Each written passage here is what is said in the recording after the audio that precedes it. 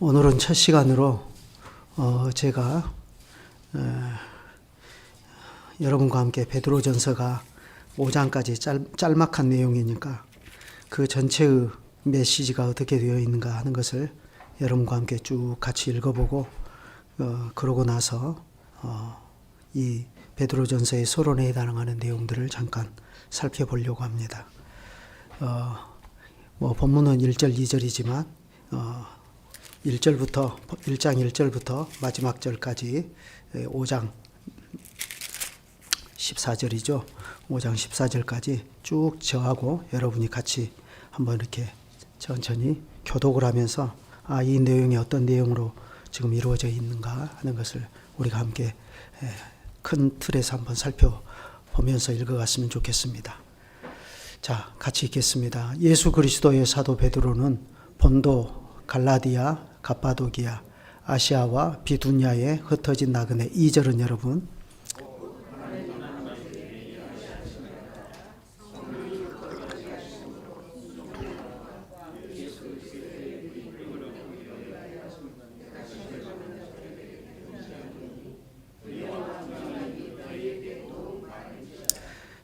우리 주 예수 그리스도의 아버지 하나님을 찬송하리로다. 그의 많으신 긍휼대로 예수 그리스도를 죽은 자 가운데서 부활하게 하심으로 말미암아 우리를 거듭나게 하사 산 소망이 있게 하시며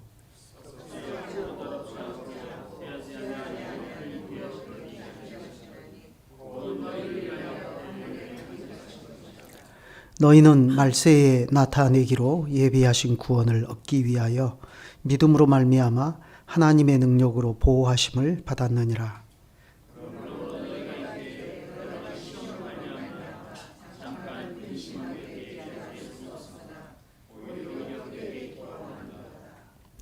너희 믿음의 확실함은 불로 연단하여도 없어질 금보다 더 귀하여 예수 그리스도께서 나타나실 때에 칭찬과 영광과 존귀를 얻게 할 것이니라.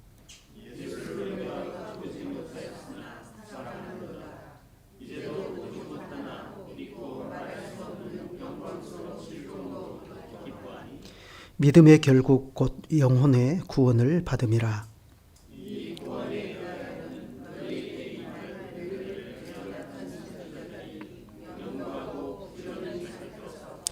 자기 속에 계신 그리스도의 영이 그 받으실 고난과 후에 받으실 영광을 미리 증언하여 누구를 또는 어떠한 때를 지시하시는지 상고하니라.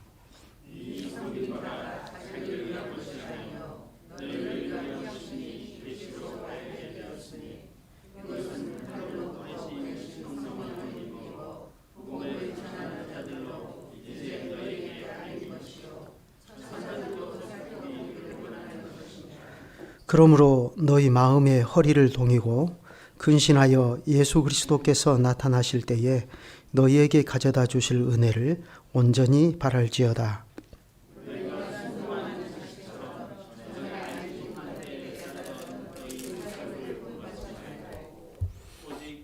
오직 너희를 부르신 거룩한 자처럼 너희도 모든 행실에 거룩한 자가 되라.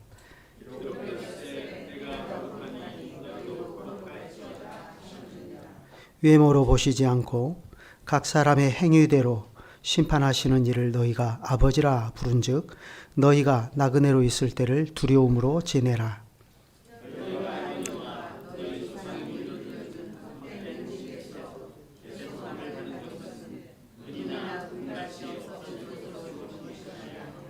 오직 흠없고 점없는 어린 양 같은 그리스도의 보배로운 피로 된 것이니라.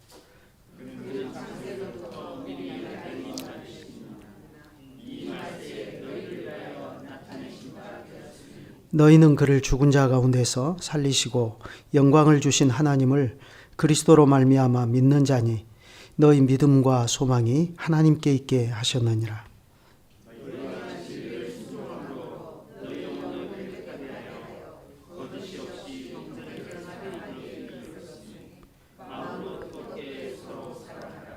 너희가 거듭난 것은 썩어질 씨로 된 것이 아니요 썩지 아니할 씨로 된 것이니 살아있고 항상 있는 하나님의 말씀으로 되었느니라.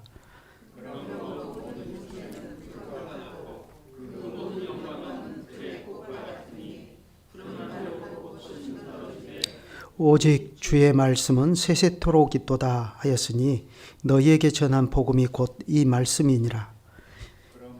계속이요.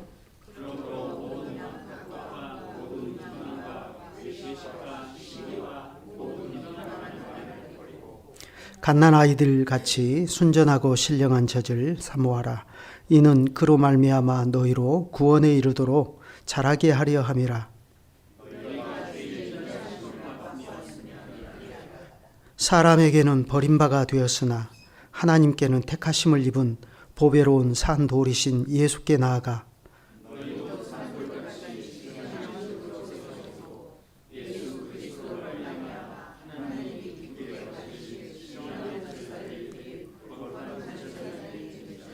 성경에 기록되었으되 보라 내가 택한 보배로운 모퉁이 돌을 시온에 두노니 그를 믿는 자는 부끄러움을 당하지 아니하리라 하였으니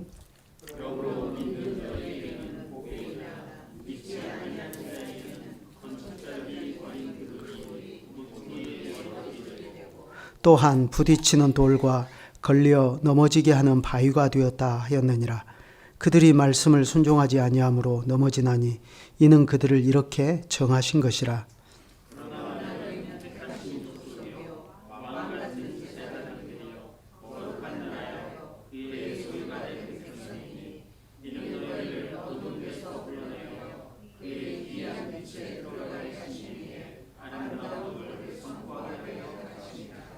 너희가 전에는 백성이 아니더니 이제는 하나님의 백성이요 전에는 긍휼을 얻지 못하였더니 이제는 긍휼을 얻은 자니라.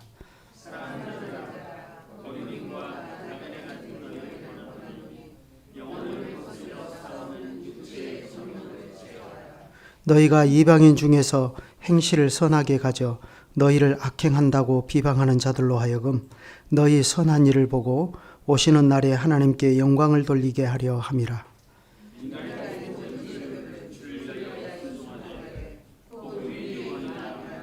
혹은 그가 악행하는 자를 징벌하고 선행하는 자를 포상하기 위하여 보낸 총독에게 하라.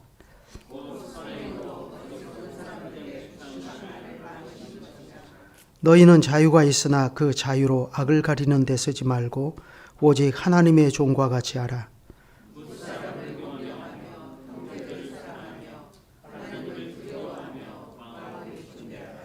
사환들아 범사에 두려워함으로 주인들에게 순종하되 선하고 관용하는 사람들에게만 아니라 또한 까다로운 자들에게도 그리하라.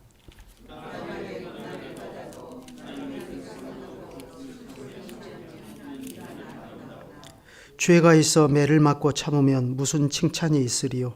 그러나 선을 행함으로 고난을 받고 참으면 이는 하나님 앞에 아름다우니라.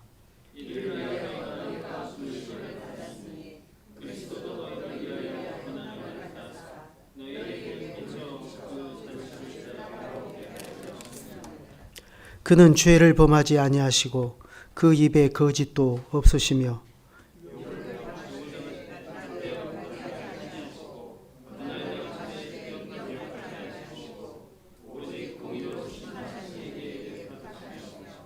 친히 나무에 달려 그 몸으로 우리 죄를 담당하셨으니 이는 우리로 죄에 대하여 죽고 의에 대하여 살게 하려 하심이라. 그가 채찍에 맞음으로 너희는 나음을 얻었나니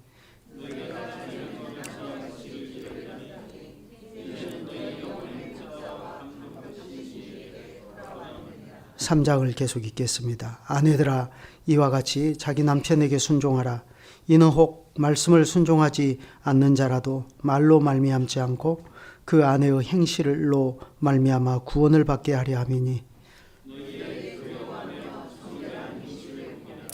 너희의 단장은 머리를 꾸미고 금을 차고 아름다운 옷을 입는 외모로 하지 말고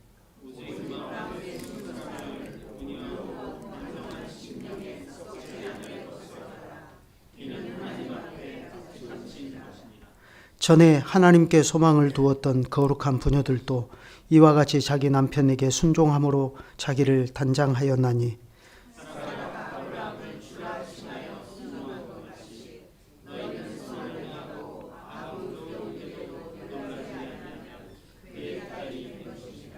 남편들아 이와 같이 지식을 따라 너희 아내와 동거하고 그를 더 연약한 그릇이요 또 생명의 은혜를 함께 이어받을 자로 알아 귀히 여기라. 이는 너희 기도가 막히지 아니하게 하려 함이라.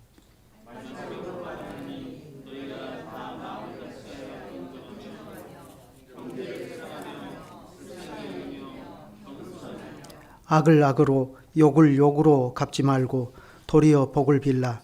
이를 위하여 너희가 부르심을 받았으니 이는 복을 이어받게 하려 하심이라.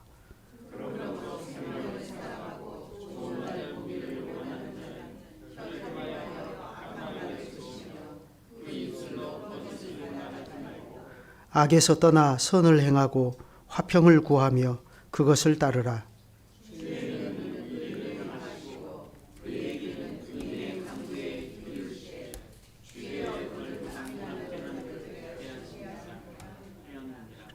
또 너희가 열심으로 선을 행하면 누가 너희를 해하리요.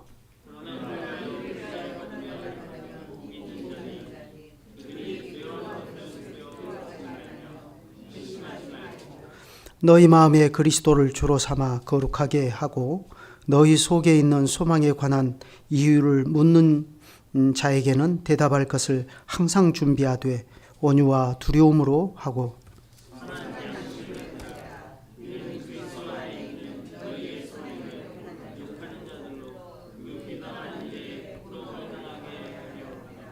선을 행함으로 고난 받는 것이 하나님의 뜻일진데 악을 행함으로 고난 받는 것보다 나으니라.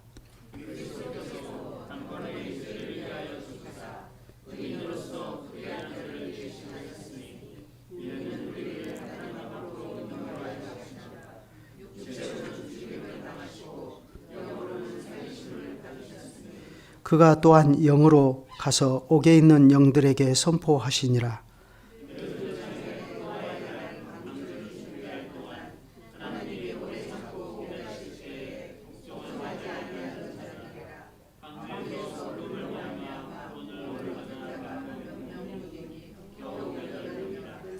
물은 예수 그리스도께서 부활하심으로 말미암아 이제 너희를 구원하는 편이 곧 세례라. 이는 육체의 더러운 것을 제하여 버림이 아니요 하나님을 향한 선한 양심의 강군이라.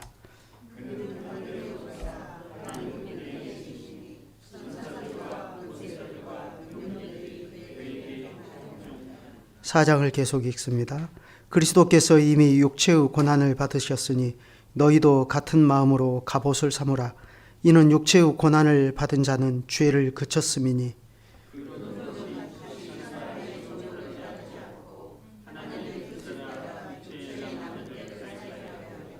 너희가 음란과 정욕과 술 취함과 방탕과 향락과 무법한 우상숭배를 하여 이방인의 뜻을 따라 행한 것은 지나간 때로 족하도다.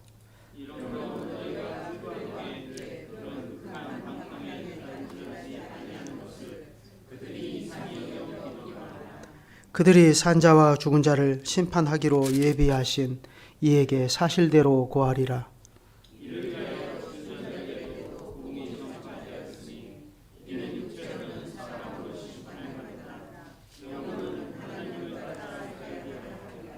만물의 마지막이 가까웠으니 그러므로 너희는 정신을 차리고 근신하여 기도하라.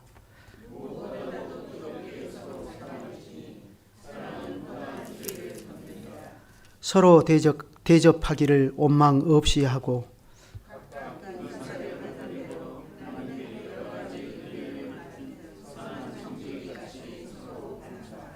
만일 누가 말하려면 하나님의 말씀을 하는 것 같이 하고 누가 봉사하려면 하나님이 공급하시는 힘으로 하는 것 같이 하라.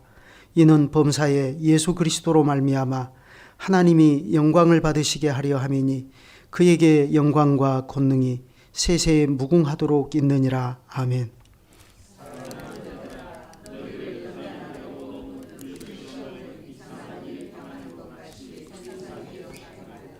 오히려 너희가 그리스도의 고난에 참여하는 것으로 즐거워하라. 이는 그의 영광을 나타내실 때에 너희로 즐거워하고 기뻐하게 하려 함이라.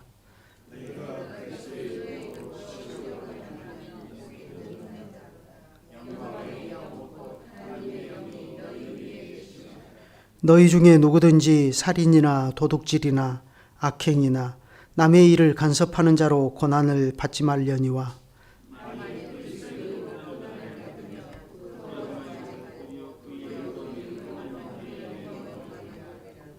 하나님의 집에서 심판을 시작할 때가 되었나니 만일 우리에게 먼저 하면 하나님의 복음을 순종하지 아니하는 자들의 그 마지막은 어떠하며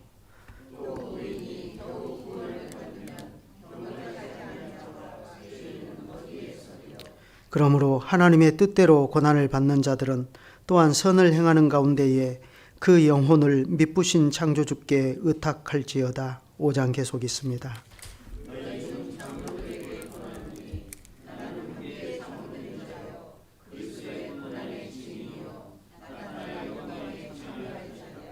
너희 중에 있는 하나님의 양무리를 치되 억지로 하지 말고 하나님의 뜻을 따라 자원함으로 하여 더러운 이득을 위하여 하지 말고 기꺼이 하며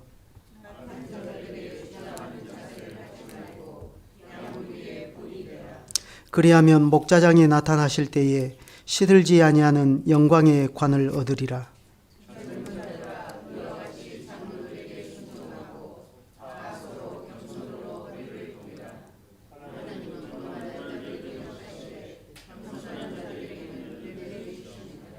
그러므로 하나님의 능하신 손 아래에서 겸손하라.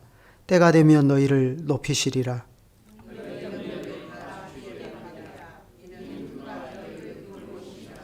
근신하라 깨어라. 너희 대적 마귀가 우는 사자같이 두루다니며 삼킬 자를 찾나니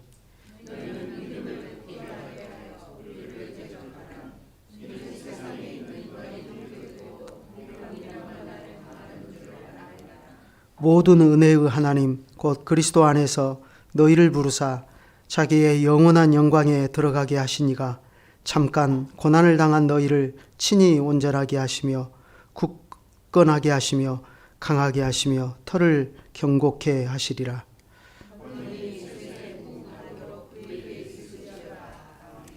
내가 신실한 형제로 아는 실루아노로 말미암아 너희에게 간단히 서서 권하고 이것이 하나님의 참된 은혜임을 증언하노니 너희는 이 은혜에 굳게 서라.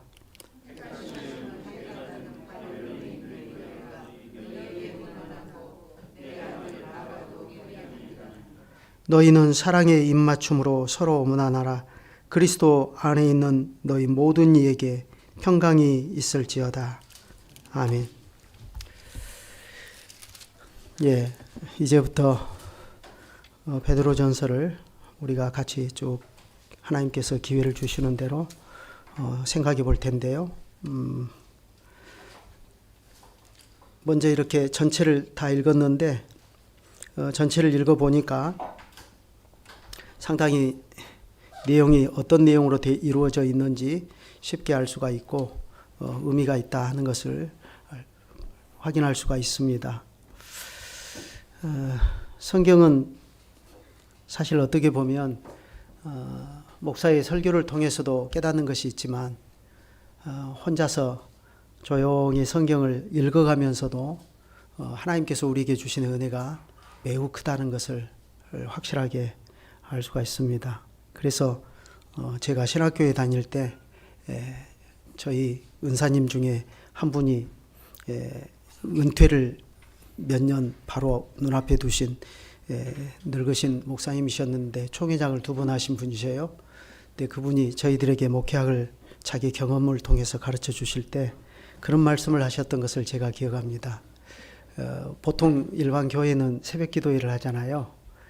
그럴 때 새벽 기도 그 설교 그 날마다 하려면 얼마나 힘드냐고 그렇게 하지 말고 차라리 교우들하고 성경을 한 2장, 3장씩 이렇게 쭉 아침에 모여서 같이 읽어가고 그러면서 기도하고 하는 것도 자기가 해보니까 상당히 좋더라고. 여러분도 한번 해보시라고 그렇게 권하셨던 그런 생각이 듭니다. 그러나 어쨌든 베드로전서는 5장 14절까지 된 아주 짧은 내용인데 그 내용이 어떤 내용인가 하는 것을 우리가 쭉 읽으면서 평소에 우리가 생각하고 있었던 내용들을 다시 한번 확인하게 되는 계기도 되는 것 같습니다. 이제부터 이걸 이제 우리가 베드로 전서를 마치며 후서까지 계속 이어서 하나님께서 허락하시면 할 텐데요. 이 베드로 전서는 공동서신이라 하고 그렇게 말을 합니다. 우리 예진이하고 예린이를 위해서 설명을 하자면 이 공동서신이라고 하는 말은 어느 교회를 딱 지목해서 그 교회에 보낸 서신이 아니라 어느 지역에 흩어져 있는 여러 교회들에게 같이 보내는 서신입니다. 그래서 여러 교회가 같이 그것을 받아서 볼 수 있도록 하는 그런 서신을 공동서신이라 그렇게 말을 하죠. 그래서 베드로 전서, 베드로 후서, 야고보서, 또 요한 1, 2, 3서, 유다서 이런 것들이 공동서신으로 그렇게 취급이 됩니다. 반면에 이제 고린도 전서, 고린도 후서 이런 것처럼 고린도 교회에 보는 서신들이 있고 갈라디아서, 데살로니가 전후서 이렇게 어느 지역 교회에 딱 보낸 서신도 있죠. 이 베드로 전서는 그러면 누가 썼겠습니까? 2000년 교회 역사 속에서 베드로 전서와 베드로 후서는 사도 베드로가 기록해서 보냈다라고 하는 것을 거의 의심하지 않고 그렇게 믿었습니다. 근데 최근 들어서 자유주의 신학이 아주 활발해지면서 신학할 자유가 활발해지면서 꼭 이게 베드로가 썼다고 믿을 수 있는가? 이제 그런 의심들이 많이 일어났죠. 특히 그 베드로는 갈릴리 어부 출신으로 학문이 많지 않은 사람인데 그런 베드로가 이 베드로 전서를 쓰고 베드로 후서를 썼다고 도저히 믿을 수가 없다. 그 이유가 뭐냐 하면은 문장이 너무 아름답다는 거예요. 이건 공부를 많이 한 사람이 쓴 작품이라는 거예요.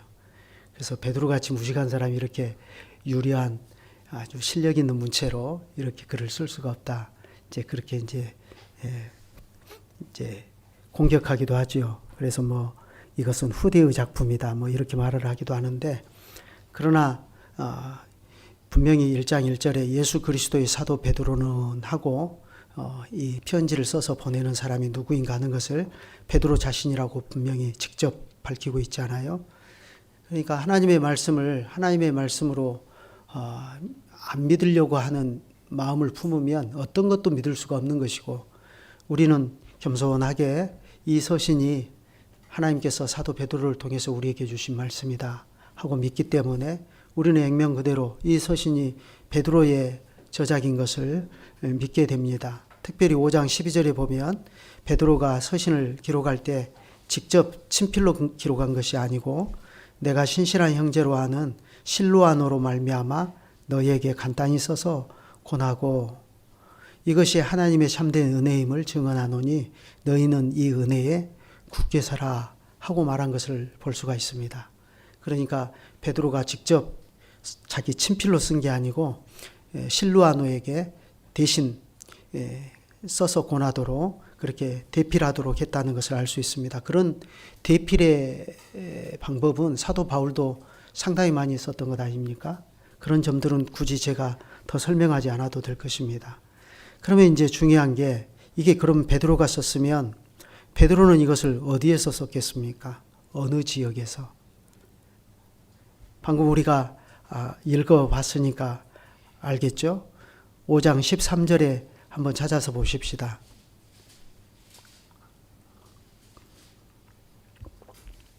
거기 보면 택하심을 함께 받은 바벨론에 있는 교회가 너희에게 문안하고 내 아들 마가도 그리하노라 하고 이렇게 말하는 것을 볼 수가 있습니다.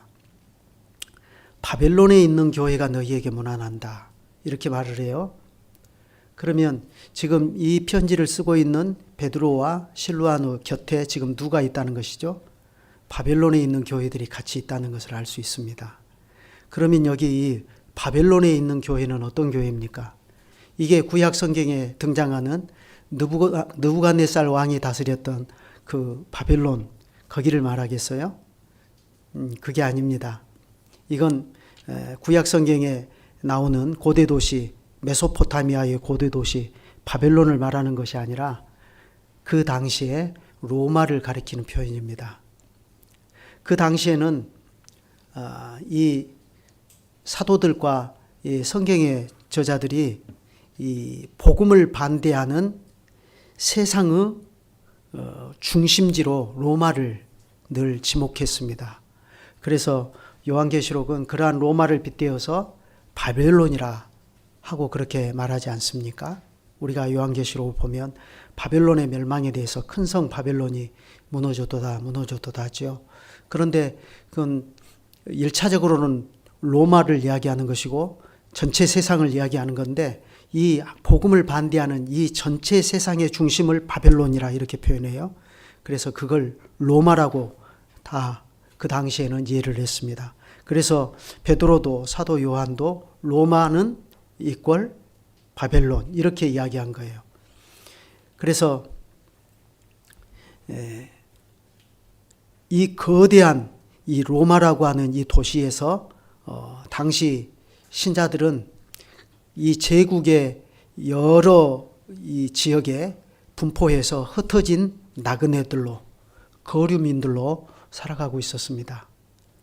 오늘 또 본문에 보면 그렇게 얘기를 하죠. 1장 1절에 예수 그리스도의 사도 베드로는 본도, 갈라디아, 갑바도기아, 아시아와 비두니아에 흩어진 나그네, 그렇게 말하죠. 여기 흩어진 나그네라고 하는 이 말, 이건 이제 다음 시간에 좀 더 자세히 살펴보겠지만, 이걸 거류민으로, 그러니까 이 거류민이라는 말이 조금 어려운데 어린이들을 위해서 설명하자면, 이건 잠시 남의 나라에 와서 그 어떤 목적을 가지고 잠시 남의 나라에 와서 거류하다가 자기 나라로 돌아가는 사람들. 요즘 우리 주변에 보면 여기는 그 서울이고 또 과천이기 때문에 주변에 그런 사람들 잘 안 보이더라고요. 그런데 제가 머물고 있는 광양은 시골이어서 주변에 한국 사람 반, 동남아 사람 반입니다. 그래서 뭐 우리 아이들이 초등학교 다니고 중학교 다닐 때만 해도 그러지 않았는데, 지금은 거리에서, 동네에서 거리에서 지나가는 사람들 보면 분명히 뭐 겉모양으로는 잘 구별이 안 되는데 막 자기들끼리 하는 얘기들이 알아들을 수가 없는 말들을 하고 다닌단 말이죠. 이제 그런 사람들, 남의 나라에 와서 이렇게 돈을 벌기 위해서 와가지고 이제 돈 벌어서 때가 되면 자기 고향으로 되돌아가는 그런 사람들입니다. 그런 사람들로 신자들이 그런 것처럼 마침 그렇게 그 시대에는 살았다 하는 것입니다. 그래서 베드로 사도는 바로 그런 배경에서 당시 로마가 주도하고 있는 세계 질서 속에서 로마 제국 곳곳에 산발적으로 존재하는 교회를 흩어진 나그네라 그렇게 얘기하면서 그들에게 편지를 써서 보냅니다. 자, 이 베드로전서는 베드로가 기록했고, 특히 그러면 어디서 기록했느냐 할 때 로마에서 기록했다. 이 두 가지를 우리가 배웠죠. 그러면 언제 이것을 기록했을까요? 여기에 대해서는 학자들마다 견해가 조금씩 다르기는 한데, 중요한 것은 공통점이 64년 7월에 있었던 로마 대화재 사건 전이라고 보는 것이 거의 공통된 의견입니다. 바로 직전. 왜 그렇게 생각하느냐 하면은, 이게 이제 베드로가 언제 로마에 들어오게 되었는가 하는 것과 관련이 되는데요. 사도행전 28장을 한번 보십시다. 사도행전 28장에 보면 그 마지막에 이렇게 되어 있죠. 바울이 온 이태를 자기 셋집에 머물면서 자기에게 오는 사람들을 다 영접하고 하나님의 나라를 전파하며 주 예수 그리스도에 관한 모든 것을 담대하게 거침없이 가르치더라. 이게 이제 사도 바울이 예루살렘에서 유대인들에게 고소를 당해서 내가 가이사에게 재판을 받겠다 해가지고 여러 우여곡절을 거쳐서 이제 로마에까지 압송되어 오잖아요. 그래서 마침내 로마에 당도해서 로마에서 2년 동안 가택연금 상태로 재판을 기다리는 상황을 지금 이렇게 말을 하고 있습니다. 그러면 우리 예진이 이때 로마 황제가 누구였겠어요? 예진이도 잘 아는 사람이에요. 네로라는 황제예요. 그러니까 바울이 그 당시에 네로 황제에게 지금 재판을 받기 위해서 지금 가택 연금 상태에 있는데, 이때가 언제냐 하면 주후 60년에서 62년 그 사이입니다. 그래서 이제 바울이 풀려난 때가 62년으로 우리가 알고 있죠. 그래서 이때는 이렇게 가택연금 상태에 지내다가 이제 황제의 재판을 받고 62년에 풀려납니다. 그러면 바울이 이때 60년에서 62년에 풀려나기까지 그때 로마의 가택연금 상태로 있을 때 베드로가 그때 당시에 로마에 있었다면 이 바울과 베드로 사이의 교류가 전혀 없었을 수가 없겠죠. 그러죠? 그러면 이 당시에 기록된 여러 서신들이 있는데 그때 베드로에 대한 흔적이 조금이라도 나올 텐데 전혀 베드로에 대한 흔적은 바울의 서신에서 볼 수가 없거든요. 그렇죠? 그러니까 적어도 바울이 로마에 가택연금 상태에 있었던 그때는 베드로가 로마에 없었다라는 것을 어느 정도는 신빙성 있게 우리가 받아들일 수 있습니다. 그렇지만 분명한 것은 베드로가 지금 베드로전서를 로마에서 기록해가지고 보낸다는 거죠. 그러면 언제 베드로가 로마에 들어왔는가? 그게 이제 문제가 될 텐데, 그건 학자들이 볼 때 바울이 로마에서 62년에 풀려나자마자 그 다음에 바울은 로마를 떠나고 베드로는 로마로 들어오고 이렇게 된 상황이라고 보는 것이죠.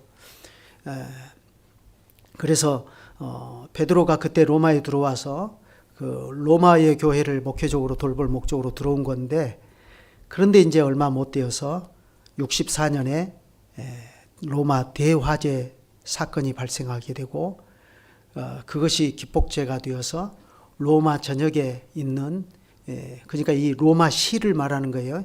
로마 제국 전역이 아니라 로마시에 있는 하나님의 교회가 대대적으로 물리적인 박해를 당하는 그 참담한 상황이 발생하게 되죠. 거기에 베드로 사도도 연루가 되어서 그때 그 이후에 잠시 후에 순교한 것으로 우리가 잘 알려져 있죠. 그런데 이제 이 대화재 사건을 우리가 생각해 보는 것이 왜 필요하냐 하면은 베드로 사도가 베드로 전서에서 다루는 문제는 대화재 사건 이후에 겪었던 물리적인 박해에 대한 얘기는 거의 나오지 않는다는 거죠. 만약 이 베드로 전서가 대화재 사건 이후에 기록되었다면 굉장히 육체에 가해지는 형벌들, 여러분 로마 대화재 사건으로 말미암아 그 당시에 기독교도들이 겪었던 그 환난의 모습들은 너무 끔찍한 것 아닙니까? 화형당하는 것은 말이 아니고 그냥 짐승의 가죽을 씌워가지고 그 굶주린 사자들에게 던져지고 말이죠. 그 참담한 상황이라는 것은 이루 말할 수가 없지 않았어요. 그런데 어찌된 일인지 베드로 전서에는 그런 물리적인 박해에 대한 직접적인 언급은 안 나온단 말이죠. 우리가 방금 읽은 것처럼. 그렇기 때문에 그런 것들을 볼 때 베드로가 이 베드로 전서를 쓴 시기는 대화재 사건 직전에 기록한 것이다. 그 물리적인 박해를 아직 만나지 않은 상황에서 그렇지만 예고는 되어 있죠. 이건 마치 폭풍 전야와 같은 이 상황 속에서 지금 기록하고 있는 것이죠. 다음 시간에 더 말씀드리겠지만 그때 이미 예감이 다 되고 있어요. 이 시대에 이 그리스도인들이 굉장히 그 로마 시 전체에서 굉장한 오해와 사회적인 편견과 악의적인 소문들로 인해서 큰 비방과 차별을 당하고 따돌림을 당하고 치욕을 당하는 그런 형편이었습니다. 오늘 우리가 읽었는데 거기 4장 한번 보면 그런 얘기하죠. 14절에 보면 너희가 그리스도의 이름으로 치욕을 당하면 복이 있는 자로다 이렇게 말하잖아요. 그리스도 때문에 치욕을 당하는 그런 일들이 있었어요. 그럼 왜 이렇게 그리스도 때문에 치욕을 당했는가? 이제 그것이 궁금해지는데 그건 다음 주에 더 잘 말씀드리겠지만 어쨌든 이런 것들이 그러니까 이미 대화재 사건 이전에 로마 시 안에서 이 기독교에 대한 사회적인 불만이 폭증하고 있었다는 것을 알 수가 있습니다. 그래서 대화재 사건이 발생했고 그래서 네로가 자기의 정치적 입지가 화재 사건 때문에 흔들리자 그 누명을 기독교도들에게 씌우기 좋은 사회적 환경과 여건이 이미 조성되어 있었다라고 하는 것을 알 수가 있습니다. 그러므로 베드로가 베드로전서를 기록한 시기는 62년에 바울이 로마에서 풀려나서 떠나고 그 뒤로 베드로가 로마에 들어와서 로마의 대화재 사건이 발생하기 직전에 이 서신을 기록해서 보냈다라고 우리가 추측할 수 있습니다. 그러니까 기독교도들에 대한 사회적인 비방이 그 당시에 아주 극에 달한 것을 베드로가 로마에 와서 그걸 확인하면서 쓴 거죠. 근데 왜 이걸 그러면 그 1장 1절에 그렇게 말을 하잖아요. 본도, 갈라디아, 갑바도기아, 아시아와 비두니아에 흩어진 나그네들에게 썼을까? 로마의 시대 그 중심이었던 로마에서 이런 일이 벌어지면 이게 이제 확산되어서 제국의 곳곳으로 기독교도들이 어떤 어려움을 당할 것인가를 이 베드로가 미리 알고서 지금 이런 것들을 보내는 거죠. 거기 집사님 혹시 지도 좀 띄워주실 수 있나요? 여기 1장 1절에 보면 본도, 갈라디아, 갑바도기아, 아시아와 비두니아에 흩어진 나그네라 그랬는데 뭐 여기에 딱 맞는 지도는 아니지만 대략 보면 이 당시에 이 서신을 받는 이 교회들이 터키 북동쪽에 흩어진 교회들이다라고 하는 것을 이렇게 알 수가 있습니다. 본도 보이죠? 비두니아 보이고 갈라디아 보이고 이런 데 흩어진 이 사람들에게 이 교회들에게 지금 이 편지를 보내고 있단 말이죠. 그래서 베드로는 폭풍 전야와 같은 그런 상황에서 지금 로마 시에서 벌어지고 있는 이 상황을 보면서 이게 이제 곧 확산되겠구나. 그런 것들을 의식하면서 소아시아에 흩어져 있는 그리스도인들을 대상으로 이 편지를 써서 보냅니다. 그러면 무슨 목적으로 이것을 기록했을까요? 물론 1차적으로는 그들을 격려하고 위로할 목적이죠. 그렇지만 우리가 베드로전서를 잘 읽어보면 알 수 있듯이 이건 단순히 여러 가지 박해와 사회적인 편견과 어려움 속에서 치욕을 당하고 있는 그들을 위로하고 격려할 목적으로만 그렇게 쓴 것은 아닙니다. 오히려 베드로는 많은 분량을 할애해서 온갖 비방과 차별과 박해 가운데서 살아가는 신자들이 그런 사회 환경 속에서 그런 어려운 형편에서도 어떻게 우리가 그리스도인들답게 이 사회 속에서 하나님의 소명을 이루며 살고 또 특별히 교회를 단정하게 잘 이루며 살 것인가, 그걸 격려하기 위해서 쓴 것입니다. 예를 들면 박해받는 현실에서 교인들은 당장 어떤 유혹에 직면하겠어요? 세상과 타협하고 싶겠죠. 그래서 이전 그리스도를 알지 못할 때 따르던 사욕을 따라서 살아가 버리기가 쉽습니다. 그래서 그런 것들이 1차적으로 그런 것들을 경고하는 거죠. 그래서 1장 15절 16절을 보면 이렇게 말합니다. 1장 15절부터 16절을 보면 오직 너희를 부르신 거룩한 자처럼 너희도 모든 행실에 거룩한 자가 되라. 기록하였을 때 내가 거룩하니 너희도 거룩할지어다 하셨느니라. 이렇게 말하죠. 주변의 환경이 너무 안 좋기 때문에 세상 사람들과 그냥 똑같이 되어버리려고 하는 유혹이 있는데 그런 것들을 잠재우는 거죠. 또 2장 11절도 보면 이렇게 말합니다. 12절까지 읽겠는데요. 거기는 같이 한번 읽어보실까요? 사랑하는 자들아, 다시요. 사랑하는 자들아, 거류민과 나그네 같은 너희를 권하노니 영혼을 거스려 싸우는 육체의 정욕을 제어하라. 너희가 이방인 중에서 행실을 선하게 가져 너희를 악행한다고 비방하는 자들로 하여금 너희 행한 일을 보고 오시는 날에 하나님께 영광을 돌리게 하려 하심이라. 행실을 거룩하게 가지라. 이렇게 말하죠. 또 그 밑에 13절부터 보면 이렇게 말합니다. 인간의 모든 제도를 주를 위하여 순종하되 혹은 위에 있는 왕이나 혹은 그가 악행하는 자를 징벌하고 선행하는 자를 포상하기 위하여 보낸 총독에게 하라. 이렇게 또 얘기를 합니다. 기독교인들이 이제 급속하게 제국 내에서 그 세력이 확장되고 있었잖아요. 어마어마하게. 그러니까 그 사람들이 어떤 세력을 모아서 복음을 오해해가지고 정부를 하려고 하는, 그 어려우니까 세력을 모아가지고 전복해버리려고 하는 그런 유혹에 떨어지지 않도록 이런 얘기를 하는데, 이때 왕이 아까 말했던 것처럼 네로라고 하는 사실을 우리가 기억하면 좋겠습니다. 그 외에도 당시는 노예제도가 엄연하던 현실 아닙니까? 그런 상황에서 예수 믿고 신자가 된 그 노예들, 종들에게 주인에게 순종할 것을 가르칩니다.